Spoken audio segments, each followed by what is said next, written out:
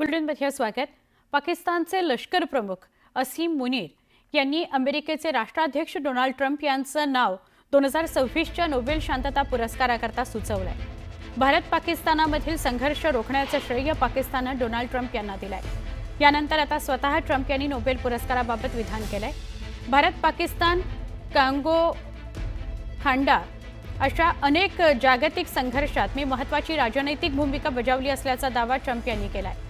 या कामगिरीमुळे मला याआधीच 4 ते 5 वेळा हा पुरस्कार मिळायला हवा होता, असं विधान ट्रम्प यांनी केलेलं आहे। मी अनेक देशांमधील संघर्ष थांबवले तरी ते मला नोबेल मिळणार नाही, कारण ते फक्त उदारमतवादी लोकांनाच पुरस्कार देतात, अशी टीका ट्रम्प यांनी केली आहे।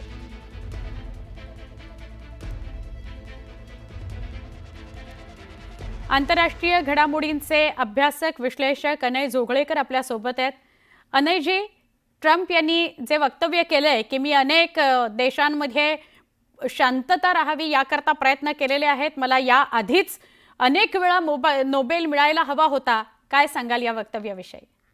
निश्चितच डोनाल्ड ट्रम्प यांचं एकूणच वक्तव्य बघता ते स्वतःची तुलना बराक ओबामा यांच्याशी करतात आणि बराक ओबामांनी तसं काही कुठलं युद्ध थांबवलं नव्हतं। अर्थात अमेरिकेतलं जिथे सैन्य होतं तिथलं माघारी घेण्याचा त्यांनी प्रयत्न केला होता आणि तरी त्यांना नोबेल पारितोषिक मिळालं आणि त्यामुळे आपल्यालाही मिळायला पाहिजे असं त्यांची ठाम समजूत आहे।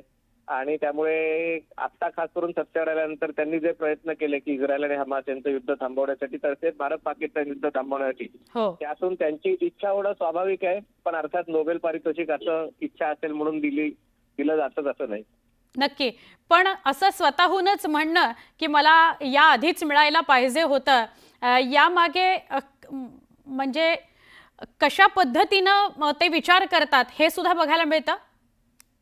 निश्चितच डोनाल्ड ट्रम्प हे स्वतः म्हणजे एक अतिशय स्वकेंद्री व्यक्तिमत्व आहे आणि आज काय बोलतात त्यांचं उद्या काय बोलतात त्याच्याशी मेळ असेलच असं नाही। आणि नोबेल पारितोषिक हे एका प्रकारे आतापर्यंत सगळ्यात प्रतिष्ठित असा पुरस्कार आंतरराष्ट्रीय नेत्यांसाठी धरला जात आहे आणि त्यामुळे तो आपल्याला मिळाला पाहिजे हे त्यांची भावना असणं स्वाभाविक आहे।